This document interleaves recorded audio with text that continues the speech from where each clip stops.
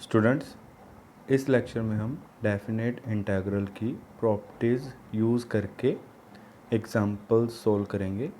तो first example है आपके पास, evaluate integration -1 to 2 mod x³ minus x d x. ठीक है, तो यहाँ पे आपके पास क्या आ रहा है, आपने इंटीग्रेशन करनी है और आपको लिमिट्स गिवन है -1 to 2 और फंक्शन जो है f(x) इज इक्वल टू क्या है, मॉड x³ माइनस एक्स। ठीक है, बट हमने अभी तक मॉड की इंटीग्रेशन डिस्कस नहीं करी है। ठीक है, तो सबसे पहले हम यहाँ पे क्या करेंगे, मोड को रिमूव करेंगे। मोड को आप कैसे रिमूव करते हैं, आपको मोड की वैल्यू पता है। Mod x is equal to क्या होता है, x if x is greater than 0, greater than equal to 0, and mod x is equal to minus x if x is less than 0। ठीक है, अगर x आपका पॉजिटिव हो तो मोड x की वैल्यू x आती है, अगर x आपका नेगेटिव हो तो मोड x की वैल्यू माइनस x आती है।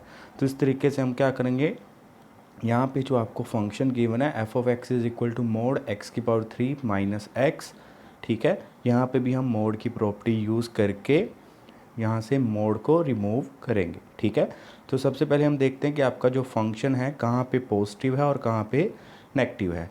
तो सोल्यूशन देखिए, we note that x³ minus x greater than equal to 0 on closed interval -1 to 0। ठीक है, जो आपका फंक्शन है x³ माइनस एक्स, ये जो है ग्रेटर देन इक्वल टू 0 होगा जब आपका x कहाँ पे लाई करेगा, -1 से लेके 0 के बीच में लाई करेगा, and x³ minus x less than equal to 0 होगा जब आपका x कहाँ पे लाई करेगा, क्लोज्ड इंटरवल 0 to 1 के बीच में लाई करेगा।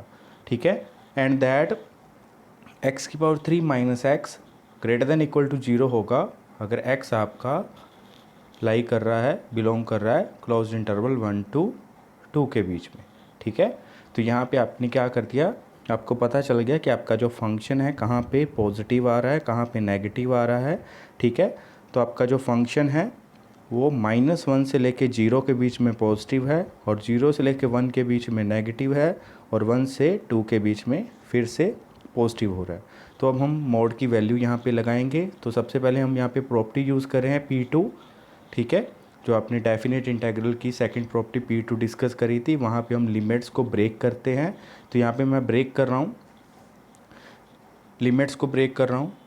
Integration -1 to 2 mod x³ minus x d x is equal to integration -1 to 0, -1 to 0 break करी है, फिर 0 से 1 ब्रेक करेंगे, फिर 1 से 2 ब्रेक करेंगे, क्योंकि आपका जो फंक्शन है यहाँ पे अपनी वैल्यूज़ चेंज कर रहा है, कभी पॉजिटिव हो रहा है, कभी नेगेटिव हो रहा है, कभी पॉजिटिव हो रहा है। तो यहाँ पे अब जब आपका x -1 से 0 के बीच में है तो आपके फंक्शन क्या आ रहा है, ग्रेटर देन 0 आ रहा था, मतलब पॉजिटिव आ रहा है। तो मोड की वैल्यू क्या होगी, मोड x³ माइनस एक्स की वैल्यू क्या होगी, x³ माइनस एक्स ही होगी।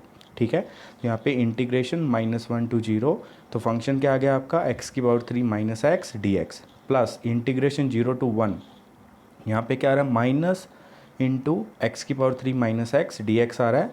यहाँ पे जो फंक्शन था आपका वो क्या था, लेस देन इक्वल टू 0 था, नेगेटिव था। तो जब आपका x नेगेटिव होता है मतलब mod x is equal to minus x होता है, अगर x आपका नेगेटिव आ रहा है। तो यहाँ पे आपके पास क्या आ रहा है, मोड x³ माइनस एक्स की वैल्यू क्या आएगी, minus into x³ minus x, because x³ minus x जो है आपका वो क्या है, नेगेटिव है।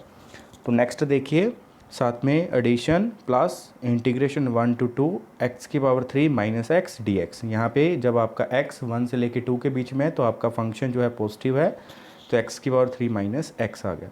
तो अब हम क्या कर सकते हैं, आपका मोड यहाँ पे रिमूव हो चुका है, अब आप इंटीग्रेशन कर सकते हैं। ठीक है, तो इंटीग्रेशन करें तो आपके पास क्या बन जाएगा, integration -1 to 0 x³ minus x d x plus integration 0 to 1 x minus x³ D x plus integration 1 to 2 x³ minus x d x. तो x³ की इंटीग्रेशन x² 4/4, ठीक है, माइनस x की इंटीग्रेशन x² 2 और साथ में लिमिट्स -1 से लेके 0 के बीच में, प्लस आगे x की इंटीग्रेशन x² 2, ठीक है, माइनस x³ की इंटीग्रेशन एक्स की पावर 4/4 और साथ में लिमिट्स 0 से 1 प्लस एक्स की पावर 3 की इंटीग्रेशन क्या होगी, एक्स की पावर 4/4 माइनस एक्स की इंटीग्रेशन क्या हो जाएगी, एक्स स्क्वायर बाय 2। ठीक है, तो साथ में लिमिट्स आ रही है 1 से 2। अब हम लोअर लिमिट और अपर लिमिट पुट करेंगे। अब इसको आप सोल्व कर सकते हैं, तो आपके पास आंसर कितना आ गया, 11/4। ठीक है, तो नेक्स्ट एग्जांपल देखिए क्या है, एवेल्यूएट इंटीग्रेशन -π/4 से π/4 साइन स्क्वायर एक्स dx। ठीक है, तो यहाँ पे भी हम क्या करेंगे, डेफिनेट इंटीग्रल की प्रॉपर्टीज यूज़ करेंगे।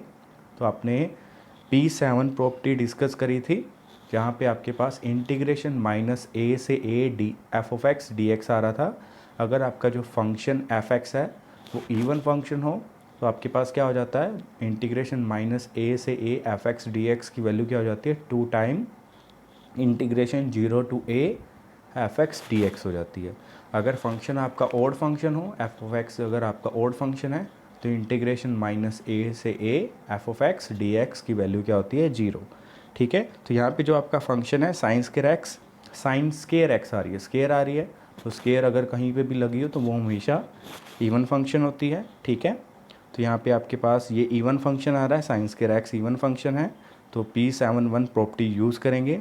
तो इंटीग्रेशन -π/4 से π/4 sine square x dx is equal to क्या बन गया, 2 टाइम इंटीग्रेशन 0 से π/4 साइन स्क्वायर एक्स dx। ठीक है, अब हम साइन स्क्वायर एक्स का फॉर्मूला यूज़ करेंगे, यहाँ पे वैल्यू डाल देंगे। साइन स्क्वायर एक्स की वैल्यू क्या आ जाएगी आपके पास, क्या होती है फॉर्मूला आपके पास, 2 sine square x is equal to क्या होता है, 1 माइनस कोस 2x। ठीक है, 2 sine square x is equal to क्या होता है, 1 माइनस कोस 2x। तो अब यहाँ पे आपको क्या गिवन था, साइन स्क्वायर एक्स था, तो साइन स्क्वायर एक्स की वैल्यू क्या हो जाएगी, 1 माइनस कोस 2x ओवर 2। ठीक है, तो साइन स्क्वायर एक्स की जगह पे आपने 1 minus cos 2x over 2 value डाल दी। तो अब हम इसकी इंटीग्रेशन कर देंगे, 2 से 2 कैंसिल आउट हो रहा है, तो इंटीग्रेशन 0 से π/4 1 माइनस कोस 2x dx। ठीक है, तो 1 की इंटीग्रेशन x और कोस 2x की integration sign 2x divided by 2। ठीक है, और साथ में लिमिट्स 0 से π/4। अब हम लिमिट्स अप्लाई करेंगे तो आपके पास आंसर आ रहा है π/4 - 1/2। तो नेक्स्ट एग्जांपल देखिए क्या है, evaluate integration 0 to πx sine x over 1 plus cos square x dx। ठीक है, यहाँ पे भी हम डेफिनेट इंटीग्रल की प्रॉपर्टीज़ अप्लाई करेंगे। P4 आपकी प्रॉपर्टी क्या थी, integration 0 to a f(x) dx is equal to integration 0 to a f(a minus x dx। ठीक है, तो ये वाली प्रॉपर्टी हम यहाँ पे यूज़ कर रहे हैं। तो आपके पास क्या बन जाएगा, सबसे पहले हम इंटीग्रेशन को नेमिंग कर रहे हैं, आई मान के चल रहे हैं, let I is equal to integration 0 to πx sine x over 1 plus cos square x dx। और P4 प्रॉपर्टी आपने यूज़ करी, तो आई इज इक्वल टू क्या हो जाएगा, इंटीग्रेशन 0 to π। ठीक है, और x की जगह पे वैल्यूज चेंज हो जाएंगी, पाई माइनस एक्स आ जाएगा, क्योंकि आपकी लिमिट 0 से पाई हैं। ठीक है, तो आपकी x की वैल्यूज चेंज हो जाएंगी pi minus x sine pi minus x dx over 1 plus cos square pi minus x. ठीक है, तो इसको हम कैसे लिख सकते हैं, integration 0 to pi minus x sign x dx over 1 plus cos square x. Sine pi minus x आपका साइन एक्स ही होगा, और cos square pi minus x है, स्केयरिंग आ रही है यहाँ पे। वैसे आपका कोस जो होता है सेकंड क्वाड्रेंट में नेगेटिव होता है, बट स्केयर होने के कारण पॉजिटिव ही रह जाएगा। ठीक है, तो आपके पास क्या बन गया, pi minus x sign x dx over 1 plus cos square x. तो इसको हम कैसे लिख सकते हैं, अलग कर दिया, pi into integration 0 to sine x dx over 1 plus cos square x minus I. ठीक है, यहाँ पे क्या बन जाएगा, साथ में माइनस आई आ जाएगा। अब हम माइनस आई को क्या कर रहे हैं, लेफ्ट हैंड साइड पे लेके जा रहे हैं, तो क्या बन जाएगा, 2i is equal to pi integration 0 to sine x dx over 1 plus cos square x. ठीक है, तो आपके पास क्या आ गया, i is equal to π/2 integration 0 to sine x dx over 1 plus cos square x. Next यहाँ पे हम सब्स्टिट्यूट करके इंटीग्रेशन सोल्व कर लेंगे। तो सब्स्टिट्यूट कर रहा हूँ मैं, t is equal to cos x, तो आपके पास क्या बन जाएगा, cos x is equal to t, same चीज़ है, तो कोस एक्स का derivative minus sine x d x और टी का डेरिवेटिव डी टी, ठीक है। साथ में लिमिट्स भी चेंज करते हैं। जब आपका x 0 है तो t की वैल्यू क्या आ जाएगी 1, because t is equal to cos x है। कोस में x की वैल्यू जब हमने 0 डालेंगे तो कोस 0 क्या होता है 1 होता है, तो t की वैल्यू 1 आ गई। तो नेक्स्ट अगर x की वैल्यू पाई है तो t की वैल्यू क्या हो जाएगी -1, ठीक है। तो आपके पास क्या बन गया, i is equal to -π/2 integration 1 से लेके -1 dt over 1 plus t square, ठीक है। अब हम क्या करेंगे, सेम इंटीग्रेशन को क्या कर रहे हैं, आपके पास जो लिमिट्स हैं लिमिट्स को इंटरचेंज कर रहे हैं। लिमिट इंटरचेंज करने पे साथ में माइनस आ जाता है, तो माइनस से माइनस कैंसिल आउट, तो π/2 इंटीग्रेशन -1 से 1 dt over 1 plus t square, ठीक है। तो देखिए आपके पास क्या है आगे, 1 ओवर 1 प्लस टी स्क्वायर आपका इवन फंक्शन है। यहाँ पे फिर से हम प्रॉपर्टी यूज़ करें P7, तो इवन फंक्शन है तो आपके पास क्या बन जाएगा, 2 टाइम हो जाएगा, 2 time integration 0 to 1 1/1 plus t square D t, ठीक है। तो आपके पास क्या आ गया, 2 से 2 कैंसिल आउट होने के बाद pi into integration 0 to 1 d t over 1 plus t square आ गया। तो 1/1 प्लस टी स्क्वायर की इंटीग्रेशन क्या होती है, tan इनवर्स टी होती है, ठीक है। तो अब हम साथ में लिमिट्स भी लगा देंगे, तो pi into tan inverse t और लिमिट्स आ रही हैं 0 से 1, ठीक है।